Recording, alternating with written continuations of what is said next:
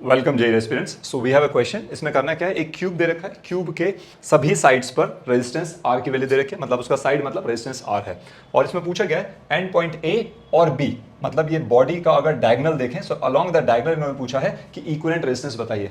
इस क्वेश्चन का आंसर बताने से पहले आपको बता दूं, इसमें ना दो टाइप के क्वेश्चंस और बनते हैं। तो मैंने रादर देन आंसरिंग इस क्वेश्चन में सिर्फ इसका आंसर पूछा गया, बट मैंने साथ में वो दोनों मेथड ही बताए और उसकी एक ट्रिक भी है जो मैं इस सेशन में, इसी क्वेश्चन में एंड में शेयर करने वाला हूं, तो ध्यान से सुनिएगा। सो पहले इसकी बात करते हैं। तो यहां पे समझाने के बजाय I will take you to the next one. So we have a slide over here, let's start with this, right. So ये जो क्यूब है, देखिए इसी क्यूब को मैंने रिस्ट्रक्चर वहां पे किया हुआ है, क्योंकि टाइम ना लगे इसलिए फटाफट से मैंने पहले स्लाइड बना लिया। ये ए पॉइंट है, बी पॉइंट है। सो आप ये देखिए, ये रहा ए पॉइंट, ये रहा बी पॉइंट, और ये देखिए अलोंग द बॉडी डायगोनल की हम बात करें। सो लेट्स से अगर ये आपका क्यूब हो जाता है, so if this is the point A, ये जो पॉइंट है ये वाला ए, ठीक है, तो इसका बॉडी डायगोनल कौन सा होगा, यहां पे जो बॉटम में है, ये फेस के नीचे वाला, सो ए, और ये बॉडी डायगोनल बी। सो ये इस तरह से मींस ए टू बी, इस बॉडी डायगोनल के अलोंग इसका इक्विवेलेंट रेजिस्टेंस पूछा जा रहा है हमसे, तो इसको अब हम सॉल्व करने वाले हैं, ठीक है। तो देखिए ये जो पूरा स्ट्रक्चर है, इसको हम क्या करते हैं, जो पॉइंट ए है यहां से शुरू करेंगे। सो अगर आप ध्यान दें, late me just use this one, ठीक है। यहां पे देखिएगा जो पॉइंट ए है, ठीक है, ए पॉइंट से डायरेक्टली पॉइंट डी कनेक्टेड है, उसके बाद पॉइंट जी, और उसके बाद पॉइंट ई, और इनके बीच में ये जो वायर है, वायर मतलब इसका अपना रेजिस्टेंस है, मैंने यहाँ पे रेजिस्टेंस ड्रॉ नहीं कर रखा बस, ठीक है। ये वायर ही मतलब एक रेजिस्टेंस खुद है, ठीक है। तो ए से सपोज ए का पोटेंशियल जो होगा, अगर मैं यहाँ पे लिखना चाहूँ, मुझे शो यू भैया, अगर मैं यहाँ पे लिखना चाहूँ, सो ए का जो पोटेंशियल होगा वी ए, ठीक है, और उसके बाद में अगर जी का पोटेंशियल, तो पोटेंशियल डिफरेंस निकाल दूँ, V A minus V G, ठीक है, वो किसके बराबर होगा, V A minus V E, वो किसके बराबर होगा, V A minus V D, ठीक है। कहने का मतलब समझे। सो इन सभी रेजिस्टर्स के अक्रॉस जो पोटेंशियल ड्रॉप होगा वो इक्वल होगा, कहने का पॉइंट है। अगर ऐसा होगा, इसका मतलब है जी का पोटेंशियल और डी का पोटेंशियल और ई का पोटेंशियल, ये ई है, ये इक्वल होगा। पहली बात हम इसको समझेंगे, ये कैसा होगा, दिस वुड बी इक्वल। और जब ये पोटेंशियल इक्वल होगा, हम कैसे कह रहे हैं कि ये पोटेंशियल इक्वल है, इसका मतलब डी, जी और ई वो सेम पॉइंट पे है, इसको बोलते हैं ये नोड्स इक्वी पोटेंशियल नोड्स है। क्या बोलेंगे इसको, these nodes are equipotential nodes, ठीक है जी। यहां पे हो गया। अच्छा, अब फॉर द टाइमिंग मैंने कुछ टाइम के लिए तीनों वायर्स, तीनों सेक्शन हटा दिए। यहां पे है ऑलरेडी, देखिए ये पॉइंट ए यहां पे बनाया मैंने, ये ऐसे आगे मूव कर रहा होगा बस, ताकि थोड़ा सा डायग्राम आप समझ सकें, थोड़ा सा क्लस्टर कम हो, यहां पे क्लटर को कम करने के लिए रादर आई शुड से। देखिए तो अब एक काम करते हैं, सेम ए के जस्ट ऑपोजिट हमने बी पॉइंट लिया था, जहां पे निकालना है बॉडी डायगोनल, इसको बॉडी डायगोनल बोलेंगे। तो बी के बारे में भी ऐसी कुछ बात करते हैं। देखिए बी से सी डायरेक्टली कनेक्टेड है, फिर बी से एच डायरेक्टली कनेक्टेड है, और बी से एफ डायरेक्टली कनेक्टेड है, मतलब इनके बीच में जो रेजिस्टेंस है वो बिल्कुल सेम होने वाला है। इसका मतलब अगेन ये पोटेंशियल डिफरेंस अक्रॉस बीसी का जो पोटेंशियल डिफरेंस होगा, same potential difference across FB, BH, BC और एफबी, तीनों आर्म के अराउंड जो पोटेंशियल डिफरेंस होगा वो इक्वल होगा। पोटेंशियल का ड्रॉप इक्वल होगा, रादर मुझे ऐसा बोलना चाहिए। इसका मतलब है इन तीनों एंड पॉइंट्स का पोटेंशियल भी सेम होगा, यानी कि potential of C is equal to potential of H is equal to potential of F, ठीक है जी। तो मैं इन तीनों को भी जरा साइड में हटा दे, देखें है यहां पर ये, ठीक है, इट्स ओवर देयर। तो एक चीज देखिए, जब हमने बोला D, G और E का पोटेंशियल सेम है, यानी कि D, G, E का पोटेंशियल सेम है, तो हम ये बोल सकते हैं इन तीनों को एक ही पॉइंट पे कनेक्ट कर सकते हैं, हमेशा हम ये काम करेंगे। और दूसरी साइड में A था तो दूसरी साइड में A हो गया, ठीक है। तो यानी कि ये जो रेजिस्टर होगा AD के अलोंग, AG के अलोंग और AE के अलोंग, ये तीनों किस में होंगे, पैरेलल में होंगे, क्योंकि डी जी ई का एक ही पोटेंशियल है, डी जी का एक ही पोटेंशियल, और दूसरी साइड में इनके क्या है, ए है, तो ए का पोटेंशियल है, तो ये तीनों पैरेलल में हो गए, ठीक है। ये आर था, ये भी आर है, ये भी आर है, इसको भी थोड़ी देर में सॉल्व कर लेंगे, पहले डायग्राम समझ लेते हैं। उसके बाद सेम चीज देखिए, बी वाली बात अगर हम करें, ये जो बी वाली बात है, बी से सी, बी से एच, बी से एफ, यानी कि बी से सी, बी से एच और बी से एफ, यानी कि बी का पोटेंशियल अगर हम ये माने नोड बी वाला नोड ये है यहां पर, तो बी से जो नोड एच है, बी से जो नोड एफ है और बी से जो नोड सी है, इन तीनों नोड्स के बीच में बी से कनेक्ट कर रहे हैं, तो रेजिस्टेंस सेम है, पोटेंशियल ड्रॉप सेम है, यानी कि ये जो रेजिस्टेंसेस हैं बीएच, बीसी और बीएफ, ये भी आपस में पैरेलल होंगे, यानी कि एच, एफ और सी को हम एक ही पॉइंट पे कनेक्ट कर सकते हैं, सी एच एफ, तो ये भी पैरेलल में आ गया, आर आर आर, ये तीनों पैरेलल में इधर हो गए, तीनों पैरेलल में उधर हो गए। अब जो बीच में बचे हैं उसको आप जरा देखिए, ये आपके लिए मैंने स्ट्रक्चर बनाया है, डी से सी ए कनेक्ट हो रहा है, डी से सी ए कनेक्ट हो गया, उसके बाद सी और जी के बीच में, फिर सी और जी के बीच में,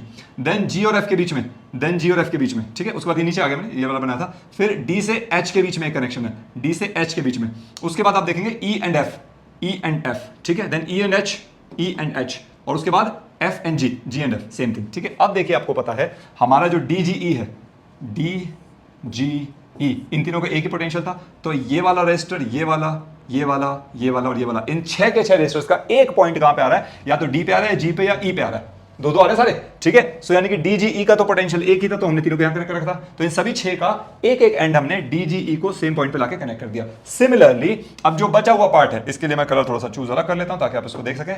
सो जो सी, ये वाला जो अलग पॉइंट है अपना CCHHFF, ठीक है जी, यानी कि ये जो पॉइंट्स आ रहे हैं ये दो रजिस्टर के लिए, F आ रहा है इन दोनों रजिस्टर के लिए, और जो H आ रहा है इन दोनों के लिए, ये भी आपस में क्या आएंगे, C F और H पे कनेक्ट हो रहा है, ये 6 आकर के C H और F पे कनेक्ट हो रहे हैं, यानी कि इन एंड इनका जो रजिस्टर्स है, इनका जो दूसरा एंड है वो भी एक ही पॉइंट पे जा कनेक्ट हो रहा है, क्योंकि C H और F तीनों का पोटेंशियल सेम था, इसलिए हमने तीनों को एक पॉइंट पे कनेक्ट कर दिया। इससे यहां से हमें क्लियर हुआ कि ये 6 के 6 रजिस्टर्स किस में हो गए, ये हो गए पैरेलल में। अगेन सो अगेन यहाँ पे क्या हो जाएगा, ये R है सारे, R R R R R। तो यहाँ पे अगर आप इसको सॉल्व करने लग जाएंगे, ये पैरेलल में है, सो पैरेलल में फॉर्मूला आपको पता है। मैं जरा यहाँ पे सॉल्व करने का प्रयास करता हूँ इसको। Let me put it over here and this becomes how much, 1/RP इन तीन के लिए is equals to 1/R plus 1/R plus 1/R मतलब 3/R, तो RP हो जाएगा R/3। तो मेरे पास इस पूरे का नेट क्या हो गया, यहाँ पर एक रजिस्टर आ गया जिसकी वैल्यू है R/3। ओके, अब जरा बात करते हैं इसकी। ये 1 2 3 4 5 6 है, यानी कि 1/RP कितना आ जाएगा, 6/R, हम ऐसा कह सकते हैं, ठीक है। और इसको रेसिप्रोकल कर देंगे, सो RP कितना हो जाएगा, R/6। तो मतलब इसके साथ में ही इसको अगर मैं थोड़ा सा स्पेस और दे दूं, we can put it over here, alright. So there you go, इसको यहां से हटा दीजिए, ऊपर का था ना। सो यहां पर एक रजिस्टर और आ गया है जिसकी वैल्यू कितनी है, R/6, और अगेन इन तीनों का फिर से वही आ जाएगा R/3, ठीक है। एक रजिस्टर ये रहा, तो ये तीनों रजिस्टर सब किस में है, सीरीज में आ गए हैं, यानी कि जो R इक्विवेलेंट अगर मैं निकालूंगा तो ये सीरीज हो जाएगा R/3 plus R/3 plus R/6, 6 LCM आ जाएगा, 2R प्लस 2R प्लस में R, ये हो जाएगा 5/6 R एज यूजुअल, काफी फेमस है ये चीज। तो याद रखिएगा, क्यूब का अलोंग द R इक्विवेलेंट लिख देता हूं, अलोंग द बॉडी डायगोनल हमेशा क्या होता है, 5/6 R। याद रखना, डायरेक्ट कई बार हमारा एग्जाम में आता है, डायरेक्ट भी वैल्यूज हेल्प करती हैं क्वेश्चंस को फटाफट सॉल्व करने के लिए। मेथड आपको मैंने बता दिया, लेकिन ये खत्म नहीं हुआ है, ध्यान रखिएगा। ये एक ही पार्ट था, कौन सा पार्ट था, फर्स्ट पार्ट है along the body diagonal A to B। अब इसमें एक और सिचुएशन आती है, जरा देखिएगा, वहां पे सिचुएशन थोड़ी सी चेंज हो जाएगी। Then we have the second type है along the face diagonal E to B।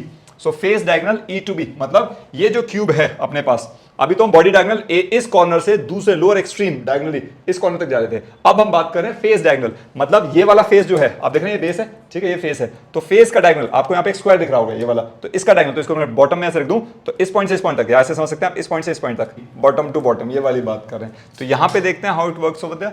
तो इसको हम थोड़ा एक काम करते हैं, इसको आप टॉप व्यू से, मतलब ऐसे टॉप व्यू देखिए, ऊपर से देखिए ऐसे, ठीक है, तो आपको ऊपर से कुछ ऐसा दिखेगा।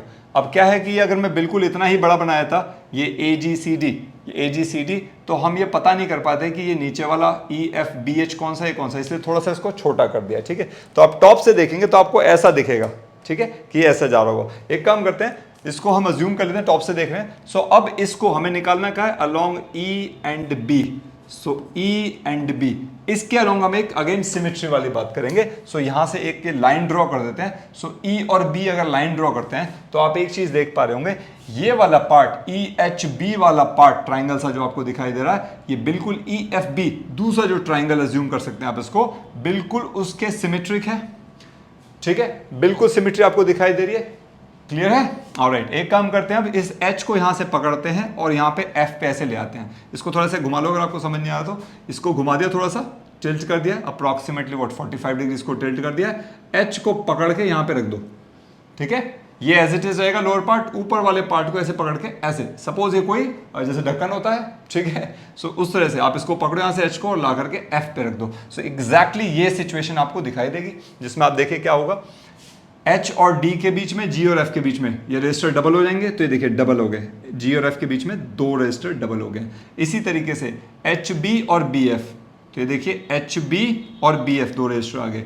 फिर HE और DA, सो आप देखेंगे यहाँ पे HE ये वाला, ठीक है, और DA ये रहा DA, ये भी डबल हो गया अपना, ठीक है। Can you see this one. अच्छा, उसके बाद ये वाला रजिस्टर जो होगा, ये इसका हो गया, DA वाला इसका हो गया, मतलब ये दो रजिस्टर यहाँ पे आ गए और ये दो रजिस्टर यहाँ पे आ गए, ठीक है। आई hope you can see that, मैंने इसलिए मार्किंग भी कर दी है। सो E और F के बीच में एक रजिस्टर है, E और F के बीच में ये रहा। उसके बाद A और G के बीच में एक है, तो देखिए A और G के बीच में एक है। अगेन जब ये वाला H इधर आ जाएगा तो E और H यानी E और F के बीच में भी होगा, तो मैंने EH यहाँ पे बना दिया है, आई होप आप इसको समझ पा रहे होंगे। ये थोड़ा सा इमेजिन करने की आवश्यकता है। इसको जस्ट ऐसे ले आइए तो ये रजिस्टर डबल हो जाएंगे, ये रहा डबल, ये वाला रजिस्टर ये वाला डबल हो जाएगा तो ये रहा डबल। उसके बाद डीसी और जीसी डबल हो जाएगा, डीसी और जीसी ये रहा, डीसी और जीसी दिस वन ये रहा डबल, ठीक है।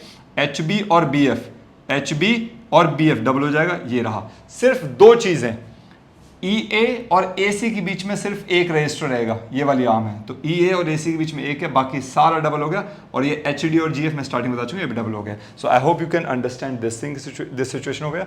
अब यहां से देखिए ये दोनों रजिस्टर अपने को दिखाई दे रहे हैं। अगर हम यहाँ पे देखें आगे, let me just choose register over there, देखिए ये दोनों पैरेलल में है, आर और आर पैरेलल में, r/2 एक हो जाएगा इसका।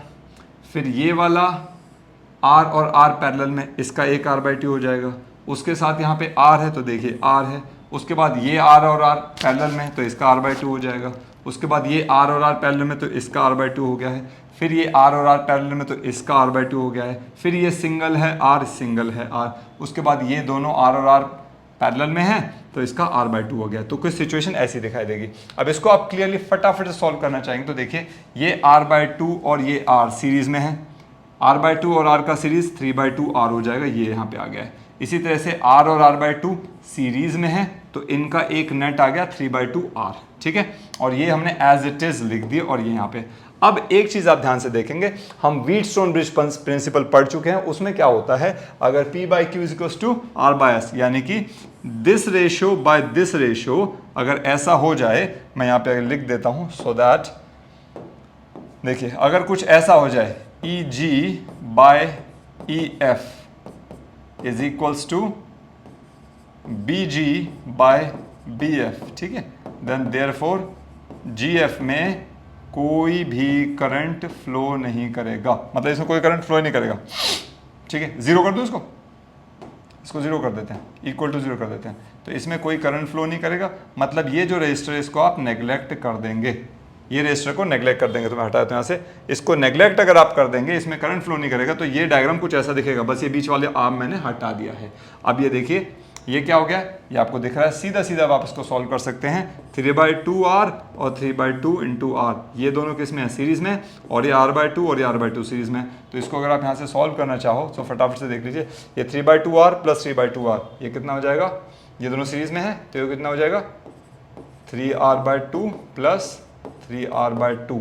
इनका अपने को एक रजिस्टर ऐसे मिलेगा और इसके साथ में एक रजिस्टर नीचे आने वाला है, तो इसकी नेट वैल्यू निकाल लेते हैं। ये हो जाएगा 3r और यहाँ पे नीचे अपने को मिलेगा r/2 प्लस r/2 यानी कि r।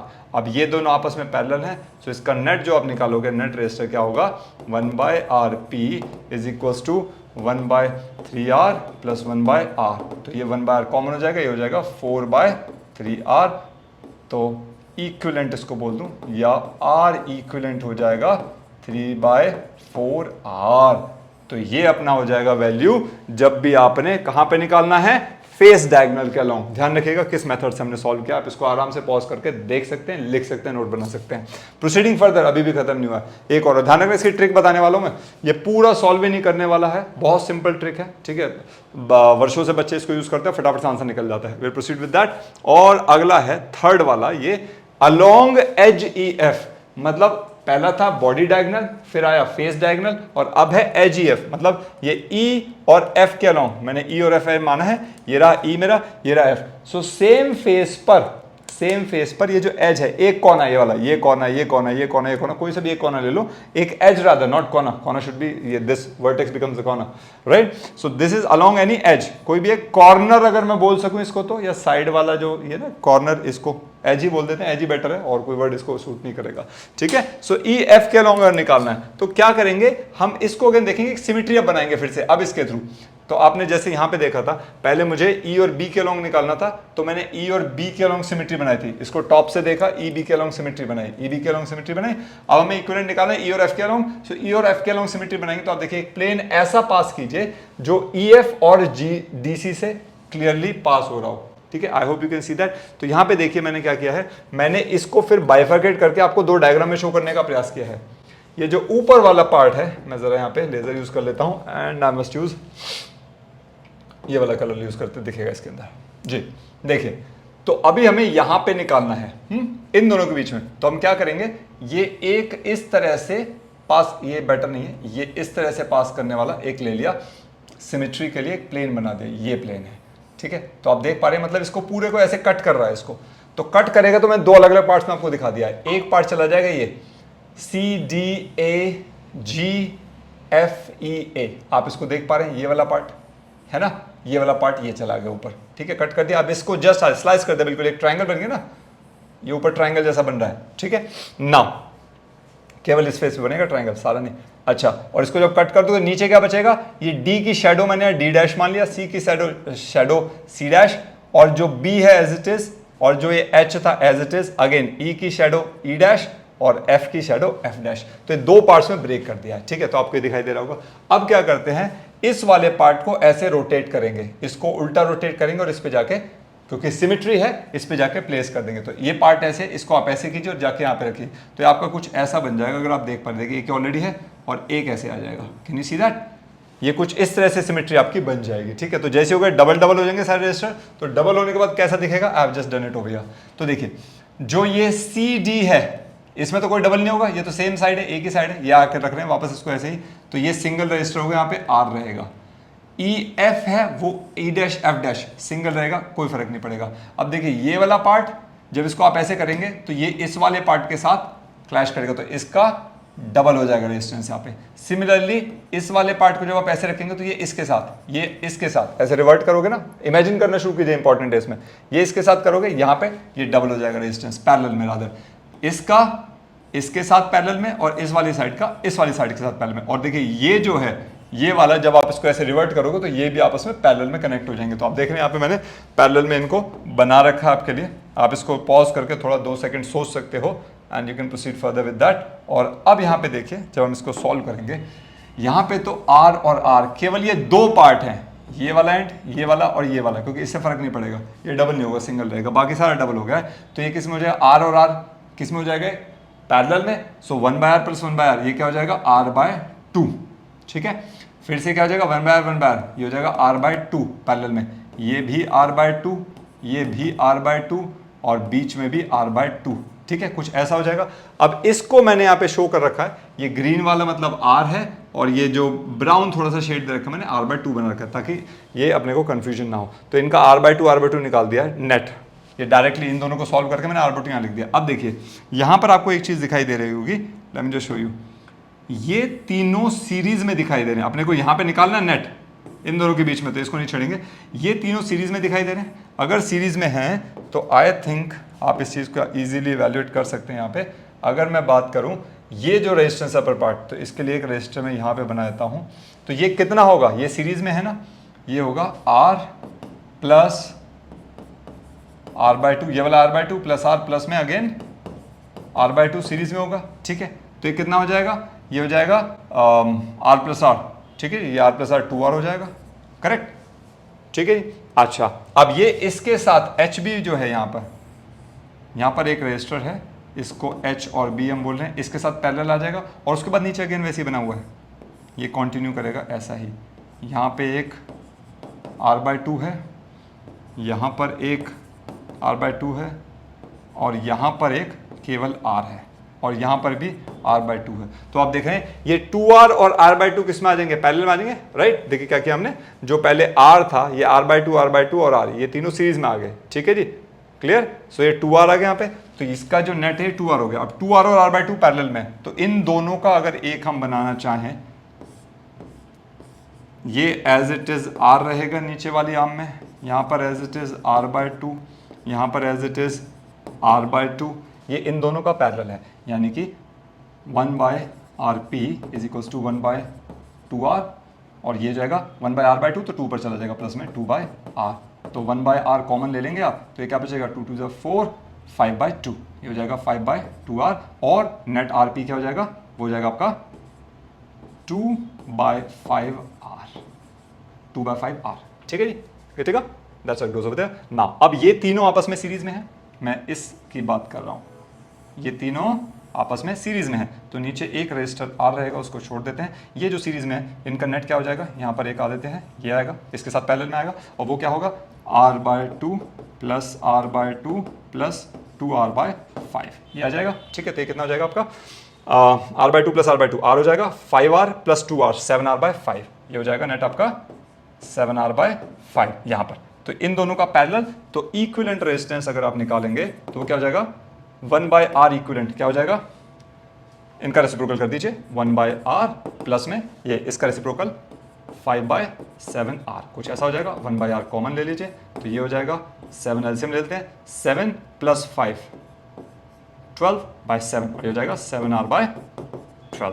तो ये हो जाएगा नेट इक्विवेलेंट रेजिस्टेंस अगर हम बात करेंगे इसको along the edge EF, right. तो ये 3 तरीके मैंने आपको बताया, 3 तरीकों से आप किस तरह से इस पे काम कर सकते हैं। अच्छा, जो हम बात कर रहे थे टू फाइंड आउट दैट अगर इसका शॉर्टकट निकालना है तो देखिए एक चीज है अभी हमने की, मैं इसको यहाँ पे एक प्लेन पेज लेता हूँ। नाउ लुक एट दिस, अगर हम बात करें एज पर, ठीक है, दूसरा बात कर रहे थे हम फेस डायगोनल रादर, ठीक है, और तीसरा हम बात कर रहे थे बॉडी डायगोनल। याद रखिएगा एज क्या होता है, सबसे शॉर्टेस्ट पाथ है, फेस डायगोनल ये वाली बात हो रही है, और बॉडी डायगोनल आप ये पूरा एक क्यूब बनाएंगे, राइट, और उसका ये और ये बॉडी डायगोनल ये लॉन्गेस्ट रहेगा। ठीक है, यहाँ पे इसकी बात हो रही है। तो एज FD BD, तो इसमें क्या करना है, देखिए R तो तीनों में ही आएगा, ठीक है, R तीनों में ही आएगा। उसके बाद ये ट्रिक है, यहाँ पे अब 1 2 3 4 5 6 लिखना और कुछ नहीं लिखना, 1 2 3 4 5/6 और बचा 7 यहाँ लिख देंगे, दैट्स इट, ये है ट्रिक इसकी।